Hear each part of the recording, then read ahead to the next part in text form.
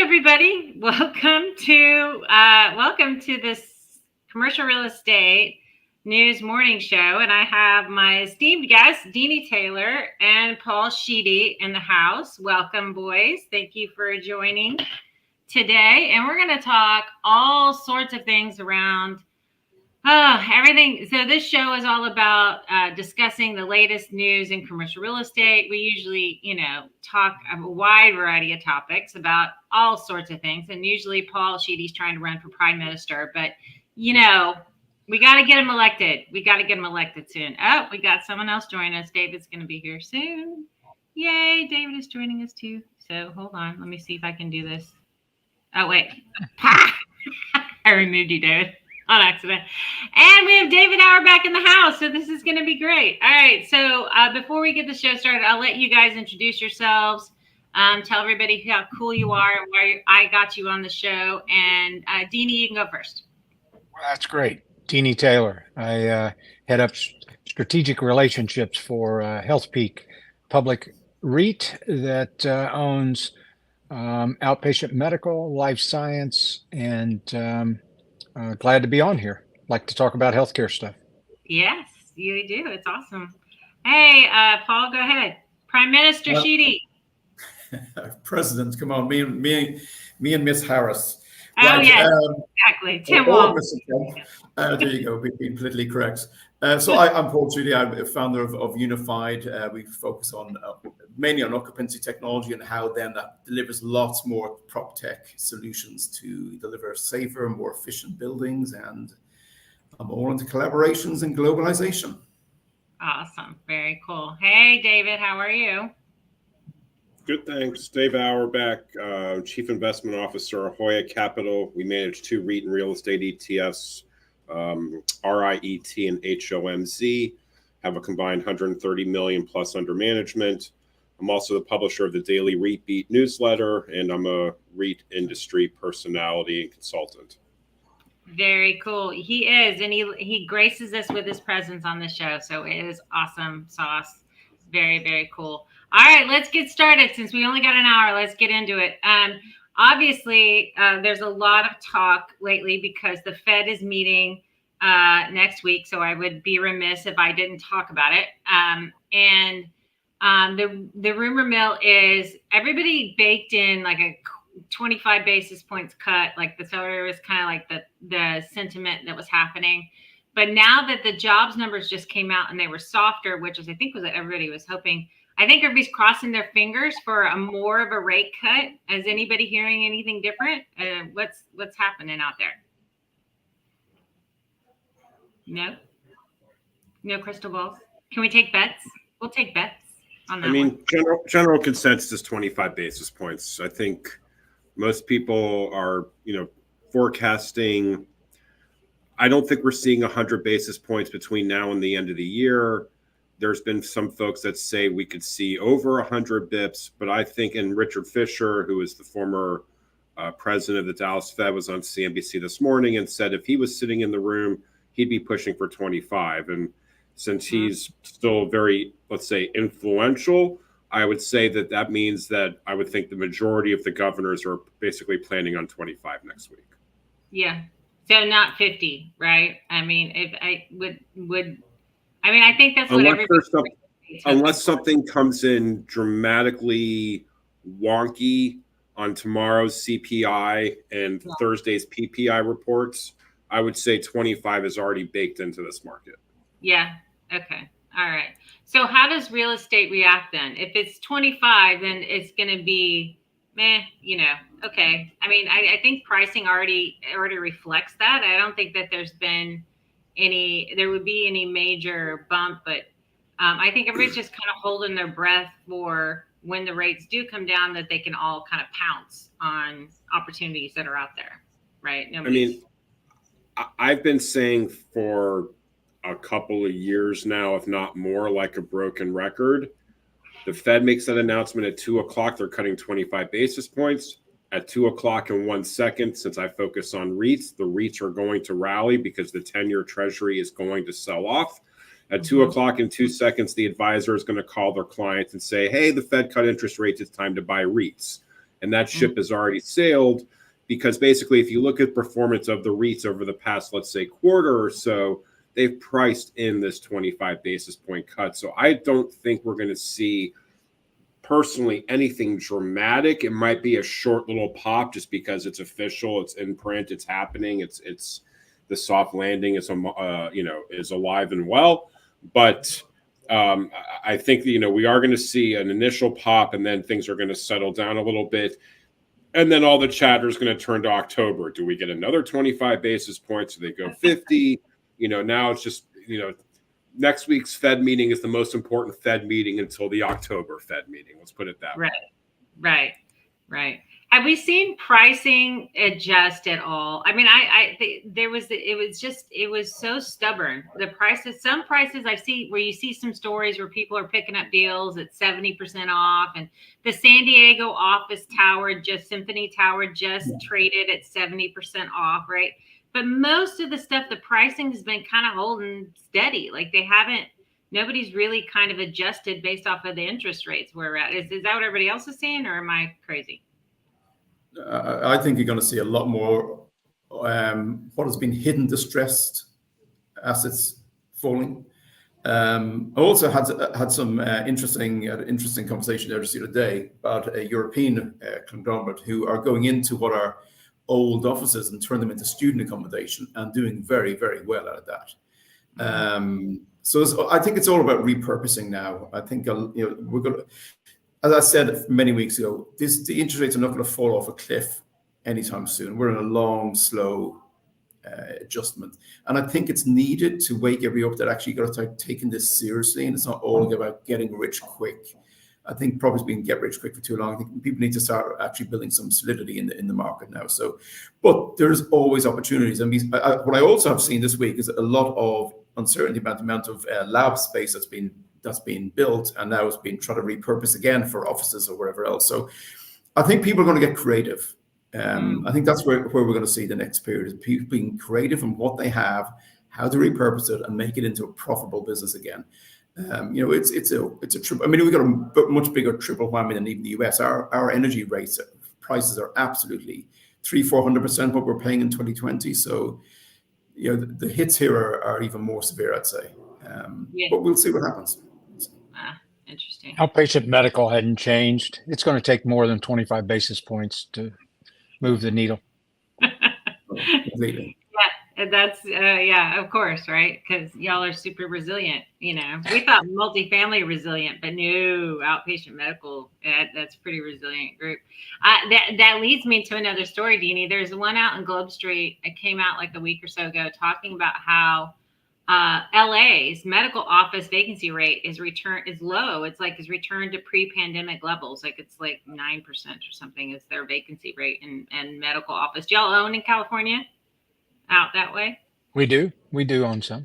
Yeah. And is that kind of spread throughout California, or is that just we've not seen a real drop we've not seen the drop in vacant occupancy.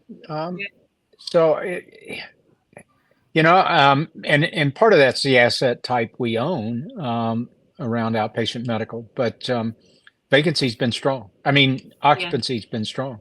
Yeah.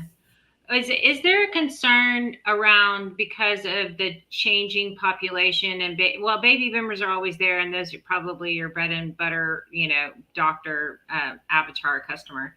But as the population shifts and it's the next largest generation is millennials and Gen Z, and they're like that becomes more prevalent. I guess it doesn't matter. People get sick, but maybe it's a misnomer. Maybe I think baby boomers just like to be in doctor's offices more than other people. But is there a concern that as a baby generation is no longer with us, that there'll be a drop in visits? Well, I mean, we're all benefiting right now from the aging population, and that's helping keep the visit numbers up. They do make the vast majority of those, but the demand for medical services is still there, and it's too early to say that the 20 to 30-year-olds are going to make a difference in visits and that type thing. There's such a demand by the over 65 that it's going to be a while. And as people live longer, it even adds to it. Yeah. And what about the aging? They don't live longer, they take longer to die. Exactly. Okay. It's Yeah. it's another all way good to for say you, it. Dean. Yes, Yeah, exactly. it's another way to say it. Well, okay. All right. Well, I'm going to live, FYI. I'm living till I die. Like, I'll be racing Right. cars when I'm 120. No, just kidding. But what about the, is there another concern, just interesting, because trends nationally, like, how we're having less babies in the U.S. And so, in that population, is that a concern amongst the medical office folk? Are they thinking about it or no? No, it is. In some markets, it kind of supports, and I think it's a little bit artificial at this point, supports hospitals or providers not providing OB services anymore if they see a real drop. But I don't think that's any particular market you can say, oh, you don't need those services anymore because the rate has dropped. I think we're going to have to wait another 20 to 30 years to really see the volume drop that far to make a difference in the amount of services being provided related to OB. Yeah. We're seeing more and more cures, more and more treatments. It's more and more people will be living longer, taking longer to die. It's all good for Dini. Yeah. It may have more impact on pediatric care as there's less and less of the children, and if they're healthier, some markets may see a drop in pediatric visits. Interesting. Okay, that's interesting.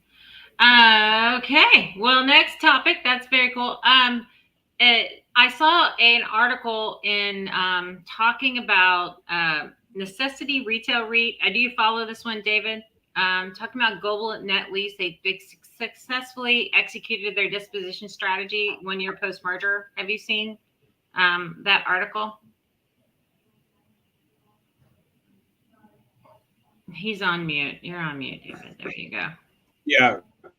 Yeah, it's been around. They merged with Global Net Lease last year. G&L pushed back because a lot of the investors did not want them to have a retail focus. Now they have this retail focus. The CEO was interviewed in Globe Street last week. I think that's the article you're referencing. And it's kind of gone by the wayside since they've done a management turnover or somewhat of a management turnover. It's operating under this one company umbrella right now. It's still going through a lot of struggles. I mean, it's very debt heavy, this particular entity. So it's I wouldn't say it's a going concern necessarily, but there's a lot of moving parts with this story. Yeah, it seems interesting. Mergers. If I have to tell you a story, like, I'm old, so way back in the day, I was doing M&A, and those were never fun. Like, I was at IBM doing mergers and acquisitions, and those are like bears sometimes to get through all of that, to get everybody to come together to sing Kumbaya. So that's kind of an interesting story. Anything else in REIT land that's happening, David? That's major.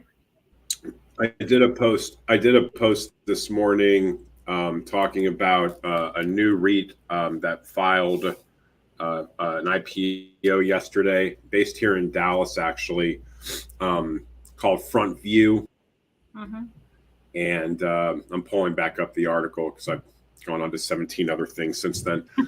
Front View, they do net lease out parcel properties. 278 properties, 31 states, 2.1 million square feet, focusing on restaurants, self-stores, financial institutions, automotive stores, and medical providers. $100 million deal. So, after the Lineage IPO a couple of months ago, which was the biggest REIT overnight, this one is a very tiny deal by comparison. But again, it just shows that the banks are open, deal making is happening. It's encouraging to see another REIT potentially come into market here. So something to follow. And then one more story that broke this morning, Hudson Pacific Properties, big West Coast based REIT also has a JV with Blackstone on film studios and recording space or movie production space. They cut their dividend. They suspended their dividend this morning. They're paying their preferred, but they suspended the dividend, which sucks. So take the good, you take the bad. Yeah, for sure. Welcome, CJ. How are you? Welcome to the show, man. Good. Yeah. I was just going to follow on what David said. Once upon a time, I built studios all around North America, but not for investment, for use as we were a film production company. And I can tell you that I use the old adage that if you want to make a small fortune in film production infrastructure, start with a really, really big one. And it'll become small quite quickly. Really? Okay. There's only one company that's even barely turning a profit. It's Hackman, and that's only because their scale is so enormous that, and they're also getting 30% subsidies in about 30% of their markets: Atlanta, Austin, Toronto. So New York. With the states, because they bring jobs or whatever it meant. Yeah. The film commissions. So overnight, if those go away, the business is an overnight. It's an existential threat happening. If those subsidies go away, there is no business. Zero. Wow, interesting. It goes to zero. Wow. Those. So yeah. And by the way, I did the economic impact statement to create the New York subsidies back in '96 when I was working in the film industry. I actually modeled it on the Toronto. I did on the Toronto subsidy, which was an economic impact statement given to me by their mayor. We did the same thing in New York and handed it to the administration. Well, so I know the business pretty well, and I am quite sanguine on it. Very cool. Well, why don't you introduce everybody introduce yourself to everybody? I don't know anybody, so I can't introduce them. Hi, CJ Fellini. We sponsor non-traded REITs. We have two. And they're for accredited and non-accredited investors, all 506C and Regulation D, Regulation A exempt offerings. We meet logistics experts. So our REITs are any infrastructure that supports the delivery of a service or good direct to consumer, so last mile only. One of the interesting things about that is we work and compete with Lineage all the time. Cold storage is the best idea in real estate today. I am quite definitive about that, but I'll hear any debate. I love cold storage. And you said out parcel. I think David was talking about a company that focuses on art parcel. The next thing in cold storage you're going to see is out parcels being transformed into cold storage, smaller, closer, colder warehouses to support grocery anchored centers.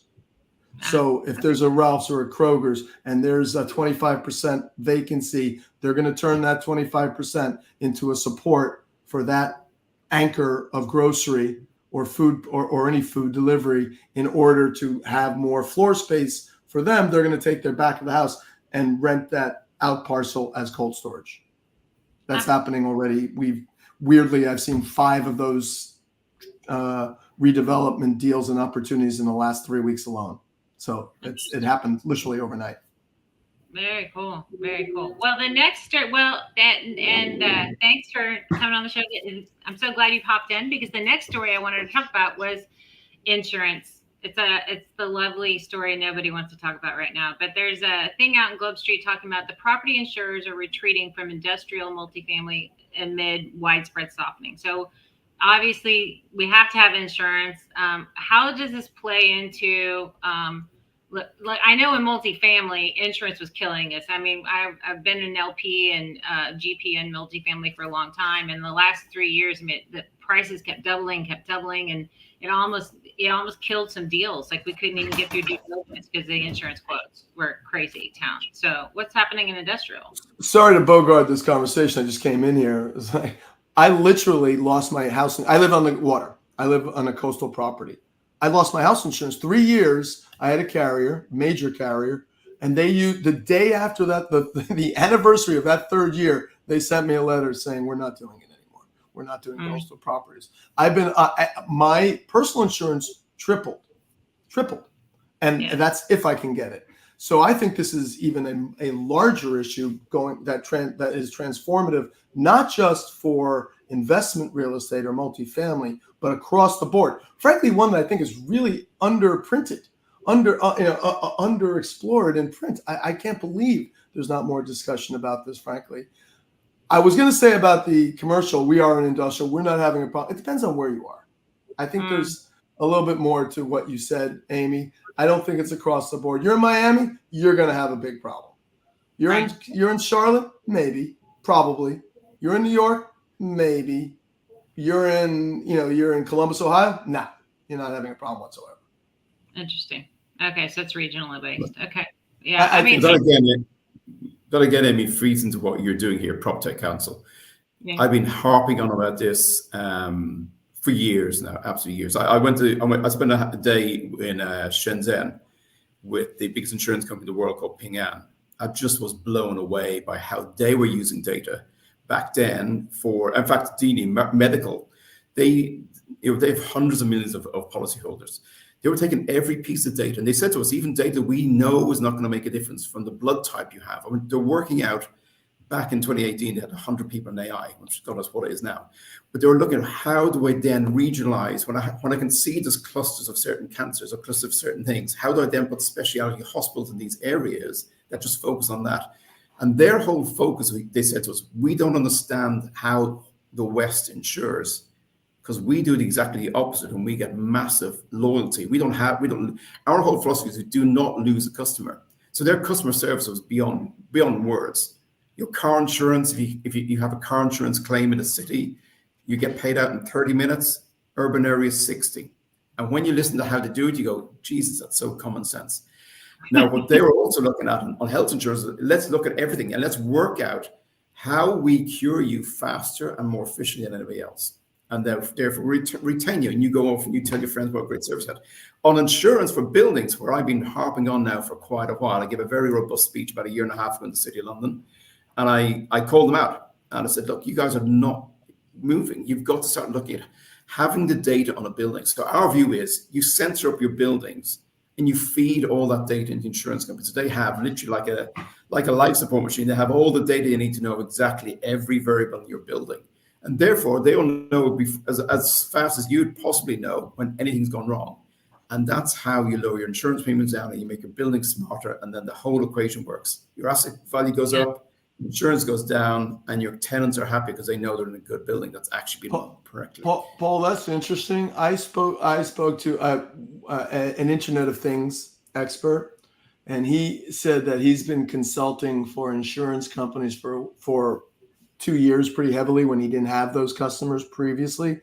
And he says it is his opinion, they didn't tell him this, it is his opinion that they're going to require smart systems that feed that data from the buildings back to the insurer or their data collection vendor on a real-time basis. And if you don't, you're either going to get a higher premium or you're not going to be insured at all. I know what you said originally though about Pyongyang. I don't know about anyone else, but that freaks me out personally. I mean, that much data about the individuals. I think that is a consequence of scale. You know, how many insurers are and how sliced up is the market in China? Not very. This country and in most Western countries, there's a large competitive landscape, which is consolidating. Meaning, I think you're going to have more Pyongyang-like situations here in America because there are fewer insurers, and they're going to demand a lot more, not just money, premium, but also the data flow. They're going to have that leverage, even in a competitive environment. Yeah, it will. And look, we've had huge issues here. We've had massive issues here. So I don't know if you're aware, but last week we had the Grenfell report finally got issued. 7 years, 2 months, and 3 weeks after the fire, to be precise, where 72 people died, completely unnecessary. Everybody was to blame. And I mean everybody. The building sector, the construction sector was literally hammered. And they just showed how no one actually gave a damn. You know, every layer was just, well, I'm finished my job. Up to you. There was no handover. There's nothing, no consistency in anything. And so was the fire service. The fire service made all the wrong calls in the night. They made some very, very bad calls. But the cladding was wrong. The whole way the fire system was put together, nothing worked. But then literally 3 weeks ago, a week before the report got shown out, got released, we had a fire exactly the same as Grenfell again, where the cladding, the entire building went up on fire. Again, 7 years later, the fire alarm still didn't work in the building. This time was worse. They had padlocks on the fire doors. And I sort of sit here going, how in 2024 is this BS still being allowed to happen? And that's one of my main push points is evacuation and fire safety. And if it means me going to my grave, pulling these insurers with me, that's so be it. Because I'm not going to tolerate it any longer. The issue with the fire 3 weeks ago is because nobody died, and that was total luck. I mean, complete luck. No one's going to go to jail over that. If a few people died, now you have an inquiry and people go to jail. But we got to change the narrative here. And I think one of the good things, I mean, the sad thing about a lot of these disasters is that the sector has to wake up. And in the same way we've had our downfall in 2008 and we've got these issues now, this is when we also are rethinking it really and getting a bit of clarity on where do we go long term? How do we develop a building and how do we think about the building changing? I think we've always sort of built buildings to last for the lifetime of what that's going to do. Now we've got to thinking, if the market changes, if I had to change it from an office block to a student accommodation or co-working, or if I had to change it to a residential, how am I designing that building from fundamentally so that if the market changes in the future, I can repurpose and bring it in environmentally as well. So I think it's good. These tough times are when we rethink and we get some focus on where we got to go from going forward. So it's never a bad thing to get off the speed lane and have a rethink again. Yeah. It's never resets are never bad. Sometimes it forces you to take a look at your operation and how you're doing things. My company per se, I'm loving it, right? Because I'm all about optimizing real estate operations. So yay me. That's why I get so much people looking at me. Okay, very cool. So I'm going to jump topics a little bit, and I want to go over to, and I love when CEOs of large companies come out and try to, predict the market, because it gives me so much fodder and such great conversation. So Scott, I'm not going to butcher this name. Is it Reckler or Retchler? The RXR CEO? He was on Bloomberg the other day. Scott Reckler, Rexon. Yeah, and so he was RXR is different. Yeah, you meant Rexon or Scott Reckler, right? Or you mean RXR? Yeah, Reckler. Yeah, he's at RXR. So he's talking about how we're gonna basically we're gonna have permanently higher rates. Like, we just need to get over ourselves. And we started this conversation talking about the Fed. Now we're going back to the Fed because it's happening next week. So as we prepare for this and the world shifts and the valuations change, I'm wondering how. I mean, obviously Deanie's in a very resilient environment, but you also have life sciences labs and any like emerging technology like data centers or life sciences or anything like that. How does this impact that area? I'm curious. All the amateurs leave the space. Oh, well, that's true. That's true. I mean, it becomes those who have fundraising capability win. Cash is king again. I mean, real cash, not that cash. Not the leverage, over leverage. Not leverage, right? I mean, yeah. Equity. Yeah. Equity is king again. That's a more apt. I mean, yeah. Go ahead, Darren. He's in a very unique position compared to a lot of other publicly traded REITs. If you look at kind of how RXR was formed post Rexon sell to SL Green and what he chose to focus on, unfortunately he's kind of experiencing the other side of the coin. But again, Mara said you take the good, you take the bad, and he's been somebody that's unfortunately been experiencing a lot of the bad over the past couple of years, especially post-COVID, because a lot of the assets that he acquired are underwater. He's had to refinance, turn the keys back to the lenders on a bunch of properties. he's obviously deeply connected, but it's the kind of situation that a lot of the REITs have frankly already cherry picked some of his trophy properties, and he's got his eyes on other things. But one of the things he's dealing with every single day, frankly, is I think these different banks calling him for some of his properties that are going through struggles. And not that I know anything, a 25 basis point cut ain't going to be enough to right the ship for him for a lot of the stuff that he's going through. 200. You He think won't so? see him. He won't see a difference until there's 200 basis points delta from today. Is that for a lot of the real estate companies? Is that where we need to be? Is like get to 100 basis points or 200 basis points, and then we can all breathe easier? I mean, or no? It's another nuanced and micro conversation. I don't know what Dini does, but it sounds like he's in life science, data centers. Yeah, I don't think you have to worry about whether it's going to be 100, 200. I don't think you're waking up caring, frankly. Logistics, same thing. Cold storage, lineage logistics is crushing it. Office, again, it is it's a micro conversation about subcategory asset class, and then overlaid by region. Yeah. I want to second what CJ said. He's right. It depends on region. It depends on the asset class. And even inside that same region and same asset class, there may be some winners and some losers. A great example is like a Blackstone who could be buying and selling in Dallas in the same sectors or whatever. I think a lot of it plays back, especially from the publicly traded REIT side of things, balance sheet strength, debt to equity ratios, all that fun stuff, credit ratings. Obviously, the stronger your credit rating, the stronger your cost to borrow, the ability to borrow at the more attractive rate. And again, a 25 basis point cut for some of these guys that are, triple B plus or, let's say not junk, higher investment grade. Their cost is really going to improve that much dramatically versus what we're seeing today. If anybody wants to go out and borrow right now, everything starts with a 5 handle. I mean, that's just the way of the world we're operating in.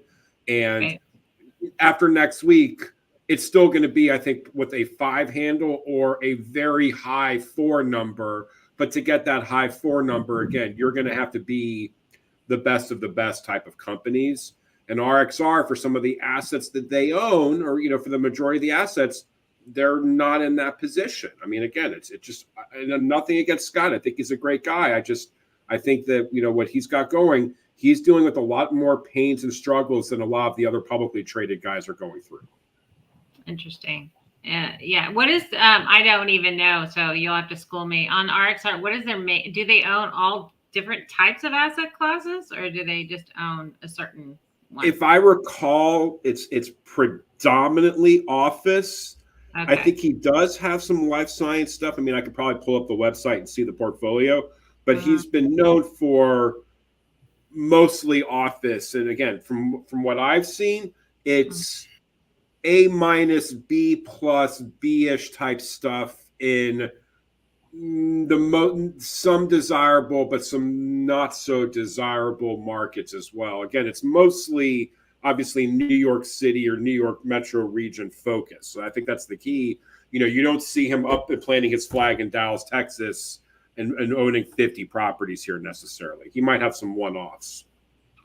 Okay. All right. And then that might maybe just that's why he's saying what he's saying. I mean, I guess there needs to be, I just generally, I think there needs to be a shift in real estate expectations as far as valuations go anyway, and the ability. But, this is. Well, there is.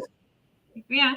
There is, Amy. I mean, real estate's definitely more in favor than it was a year ago, let alone 2 years ago. So, I mean, the sector is back. The sentiment is turning, especially with these chatters of the Fed cutting interest rates. And if REITs and real estate is so interest rate sensitive, then any adjustments bode well for the sector. So I think that tide is starting to turn. But this goes back to what we talked about a couple of weeks ago, when you've got all of these different firms coming out, Cohen and Steers, Prudential, Morgan Stanley, the list goes on, of managers saying, we've hit the bottom, things are turning, things are better. Nobody can officially call the bottom, but when you have 5 guys, 6 guys out there saying, hey, start positioning your portfolios because we've hit bottom, again, have we hit bottom officially? Or that's what I'm saying. Like, what's different today versus a year ago is that real estate is back in favor. Okay. Well, yeah. That, I mean, you see, yeah. So there's that. You just took my thunder. But yeah, the next article was the PG, the U.S. head of U.S. equity at PGIM was basically saying we're coming back. We're starting to invest again. But is it just Rick, the big? are you talking about Rick Romano? Yeah. Yeah. Rick's a good friend. I know Rick very well. He's a big wig in our industry, and him, like I said, Cohen and Steers, their head guy. Morgan Stanley's big PM was on CNBC last week, and she put out their commentary this week. All of these big fund managers are putting out their August, September investor publications highlighting this. Mm-hmm. Tide's turning, Fed's cutting interest rates. Here's the sectors that we're invested in. Here's why you need to be positioned. And Rick is, like I said, one of the big cheerleaders of our industry. So I'm not surprised to see him out in the print doing that stuff.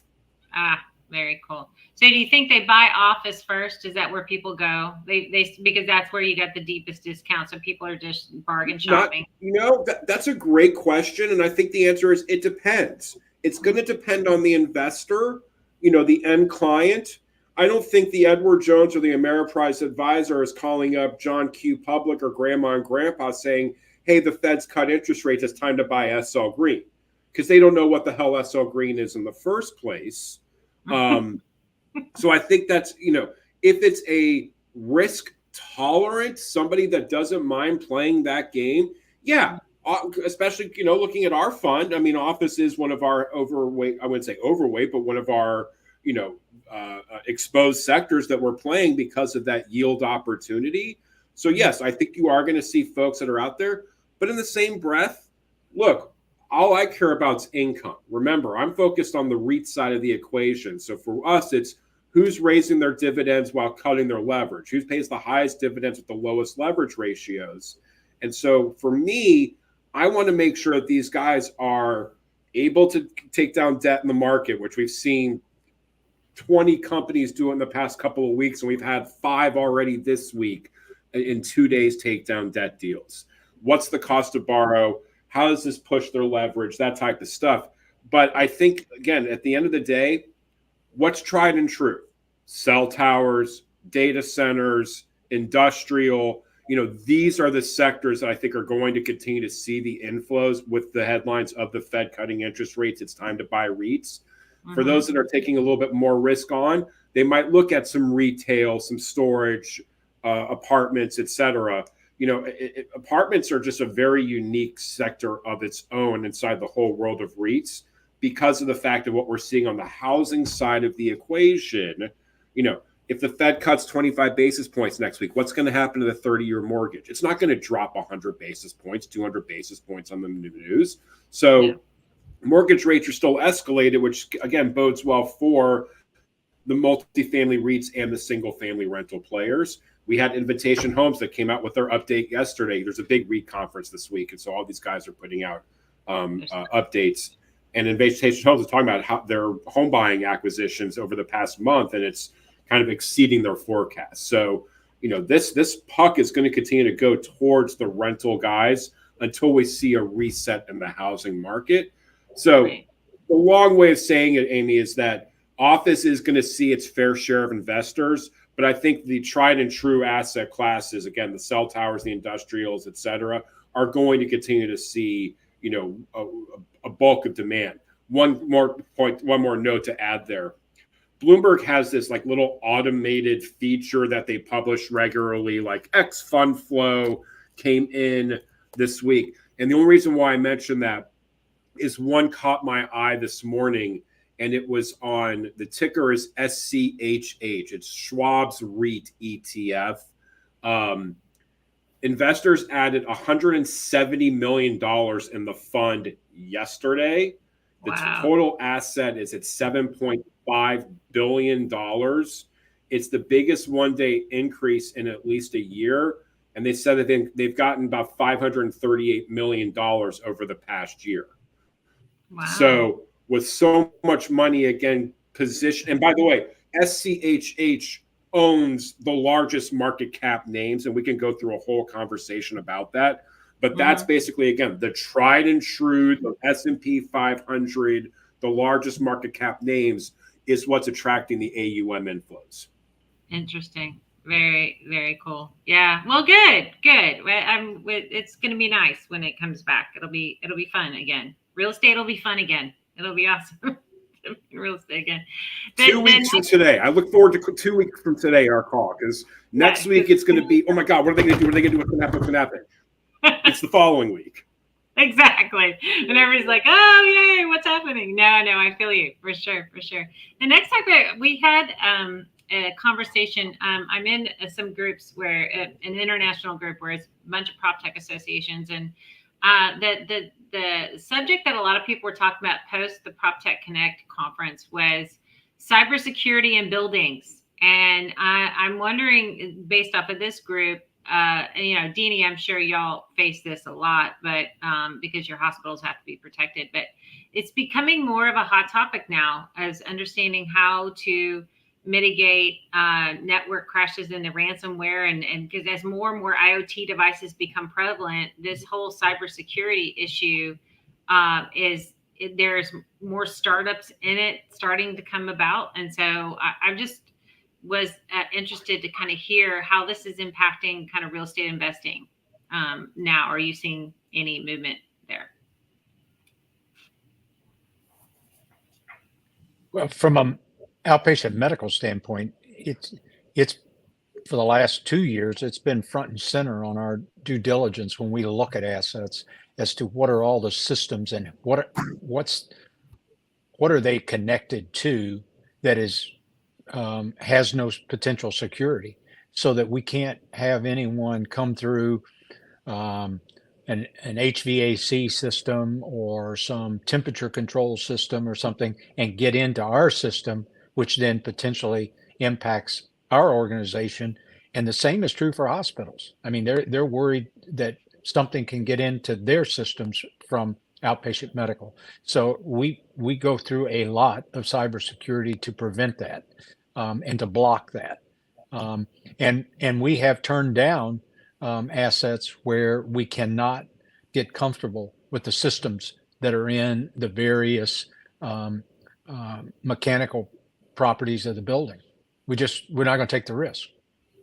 Interesting. So so when you're doing your due diligence, it's I'm assuming you just have outside cyber security contractors, and you have to, is it constantly as an operational thing? It's something that you have to right all the time. Yeah. Right. And they have to show us how they are secure, what systems they use, what type of platforms they're using to prove that they are secure. And then our IT people test all of that to be sure. You just can't take a chance anymore. It's too easy to get into systems by way of other devices and systems that can be in a building. Yeah, I wonder if that translates to other industries. Paul, are you seeing anything is there a bigger concern cybersecurity wise in the UK? It's huge, yeah. I mean, we had a breach in the NHS, and it led to people dying. It led to blood results not coming back for instead of hours, a week, 2 weeks. Well, if you're seriously ill, that's a big issue. And I know in Ireland, the same thing happened there. The whole system for the Irish Health Board was down for, I think it was months on end, absolutely months on end. And certainly in health tech, I agree with you. They have to get to a stage, and sadly, this all costs a huge amount of money. It's the whole, the pull on the property sector never seems to end. Sorry, I lost my train of thought there for a second. The issues we see with the banks are very robust, and that's the same way the health sector has to go in terms of the robustness of how they're doing. But the property sector has to start looking at what happens when someone gets into my lift systems or my lighting systems or my HVAC, as Denny said. You can really just totally destroy a building very, very quickly. If you get someone who can work out how to trigger off automated fire systems when the sprinklers go off, or I'm just being exaggerating here, but there's so much can go wrong. And I think they've never, hackers have always been after the big fish, the banks, etc. But now they're realizing they can go into a health system and hold it to ransom. We've seen it across a lot of sectors, and that's something which is sadly for the property sector another big costs, which you're going to have to start taking on the chin very shortly. If they're Yeah. not doing it over there. Yeah, so it's going to translate over into the office sector and the industrial sector and the data centers. All of these. It's kind of interesting. Back in the day when I was a real estate owner, is that the cybersecurity? I didn't even think about it.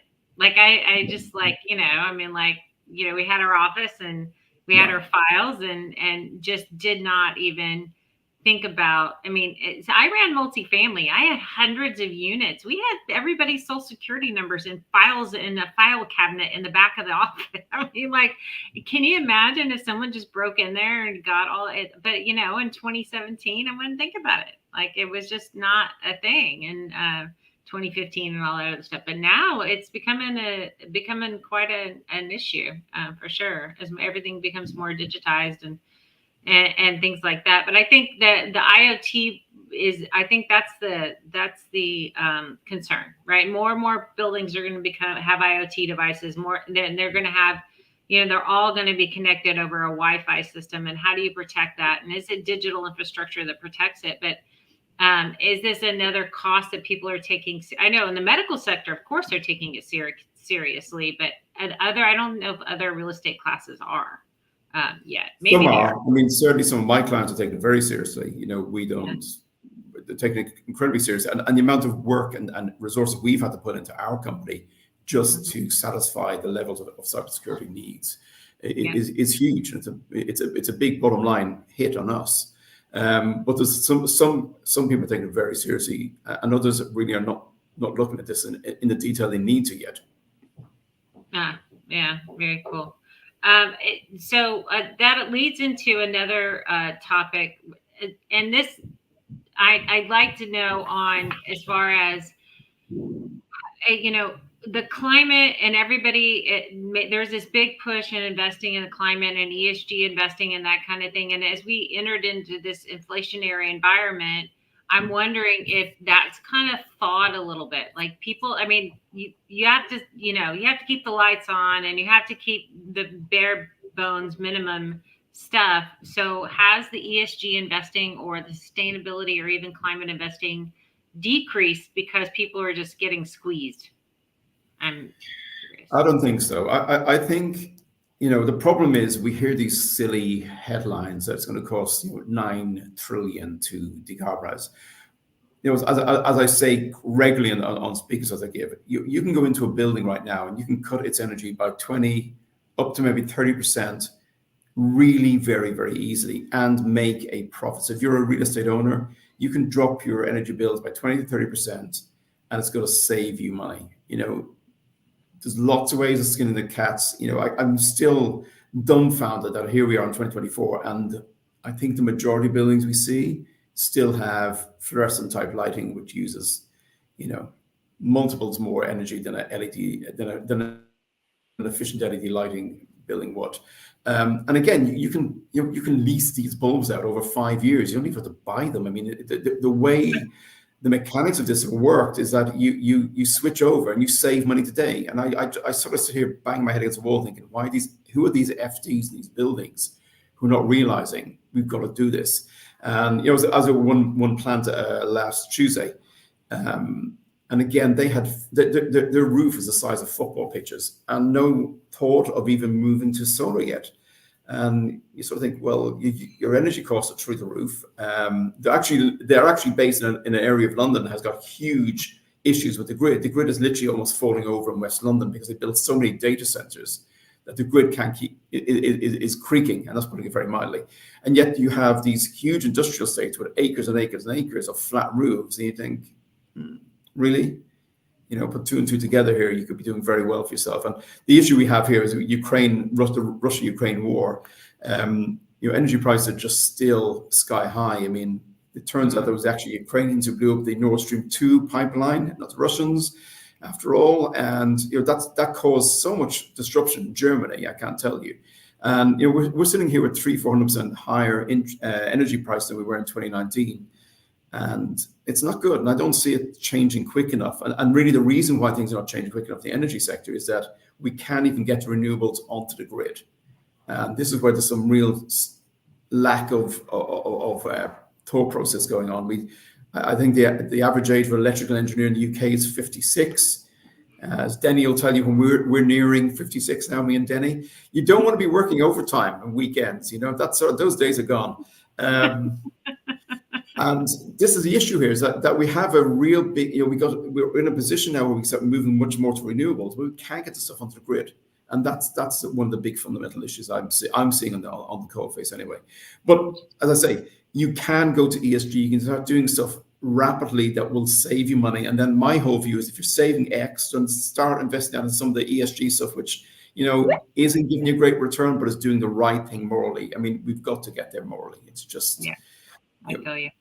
This is just one world, and sadly, we're all interconnected. And the more you pollute in one country, the more somebody in some other country is getting a real bad, pack of cards handed to them. So, is that an Irish saying? I'm just curious. Is that, or is that? I know I got that one wrong. Okay, so just forgive me. We'll edit it later. Hand of cards. You got played a bad hand of cards. Is what I meant to say. Not a pack of cards. Hand of cards. Yeah, I don't know what you said, but yeah, it was close. It was close. I got away nearly until you pulled me up on Amy. So I know. I got to call you out every once in a while, Paul. I got to keep you humble. That's how we do it over here in the U.S. Just kidding. All right. Well, this is the end of our hour. Look at that. It's gone by. So we'll do outros. I'm so glad to see Jay Fellini for coming in, and then also David Auerbach. We always have fun time with CJ and David. So that's awesome. Deanie, why don't you do your outro and any parting thoughts for this week? Well, just to finish up on what Paul said, sustainability will happen in the U.S. as the laws and regulations require it. Eventually.